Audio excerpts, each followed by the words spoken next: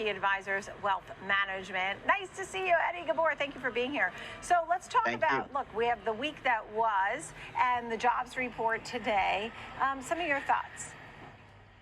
So look, when you look at this week, right, the market got what they wanted with a dovish Fed, and then the Fed got what they wanted with some weakening employment data today. So it's interesting, right? We're hoping for bad data to put less pressure on bond rates and interest rates.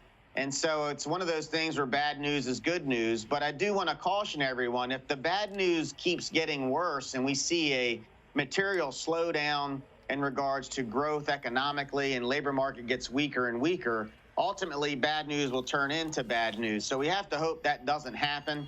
And just like anything, we've had some big moves this month, well, since the month of April, I should say, and it's because of the uncertainty with all this data. So right now, I'd be interested to see what type of follow-through we get through next week. I think next week is critical in regards to whether we're done with this correction that we've been dealing with for a few weeks, or if we're going to test the lows of April again. So we'll be watching the bond market very closely. Yeah, without a doubt. Everybody's watching that to sort of give them the indication of where we could be headed. We're still going to be getting in. You just heard Kevin Green talking about some of the things to expect for next week. Are you watching any sort of levels on the S&P 500, the levels on the bond market, to your point, on yields, for example? Tell me more about what could drive your investment strategy one way or the other. So keeping an eye on volatility as well, too, the volatility in the bond market as well as the volatility over the overall market. Seeing the VIX at the level that it is now is bullish. So if we see stabilization and volatility, that will give us comfort that the next move is going to be up. And we have been saying, and we still believe this, that the summer is going to be pretty good for equities. We think the setup is going to be good. But we are going to be more cautionary as of now as we get later in the year, because our biggest concern is if inflation continues to accelerate, and we think that it actually will, even though you'll get some soft patches, you could see the 10-year at the 5% range. So we want to make sure that 10-year doesn't breach to 4.75. That keeps us comfortable in regards to staying with a risk-on strategy. But again, I think that'll be short-lived when you look 6 and 12 months out. But I think the next 3 to 4 months look pretty good from a risk-reward setup.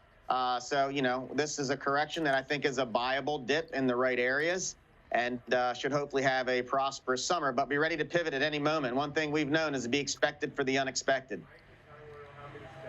Right. So that being said, if you think it could be risk on, I want to hear more about what you would maybe put some money to work in. So energy is an area that we've been bullish on this year. We actually bought some dips in oil yesterday. It has struggled here recently, but if the global economy, when you look at areas like the emerging markets and China coming out of a recession, really starts to accelerate, you're going to see some natural demand. That's also a hedge for geopolitical risks that could cause oil prices to go up. So we like the energy space. Also, emerging markets is a way to play outside of the U.S. We've got exposure to India, and we've stayed very bullish on India since June of last year. We think that continues to accelerate to the upside. And then, look, if it's a risk-on rally here domestically, look at small caps. You're going to want to look at areas that have a big catch-up trade. We have a minimal position in small caps. We've been in and out with positions there. Then, of course, tech is going to drive and semis are going to drive this thing. It's tough to have a rally without the semiconductor index really leading the way. NVIDIA earnings will be probably much bigger than any other earnings report. And if that comes out bullish, it could really be a major risk-on ramp up.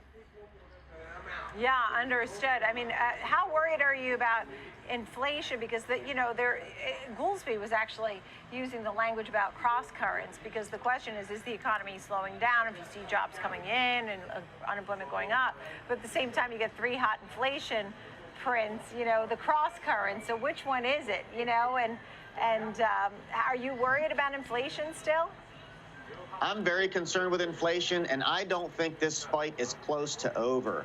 I know Chairman Powell's message was that they felt like they were going to get to 2% with a lot of confidence. I wish I had that same confidence.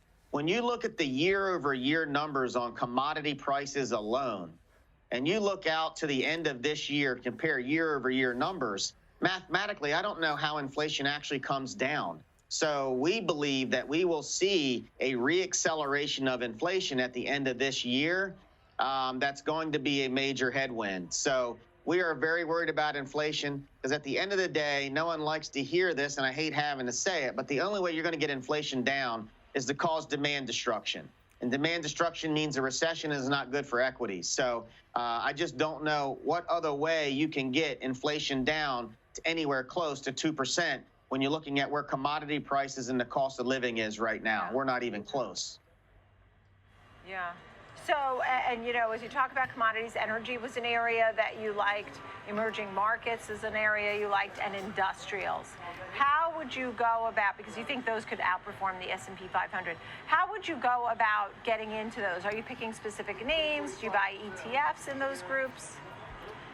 So on the industrials and the energy plays, we do have the ETFs as well as India. On the energy play, we do have some clients that own some large cap individual names, and that's a way you can play it. I think for many investors, you know, being in the ETFs serves its purpose. And what I normally would recommend is figure out what your max position is going to be.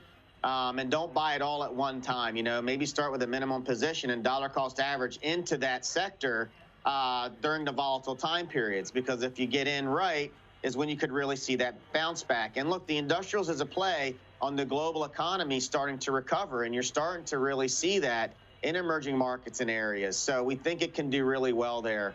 And that's the same theory in regards to the energy play. And India speaks for itself. There's not another economy we can find that's growing at the rate they're growing at. No doubt. Certainly seeing some great growth in India. You're absolutely right.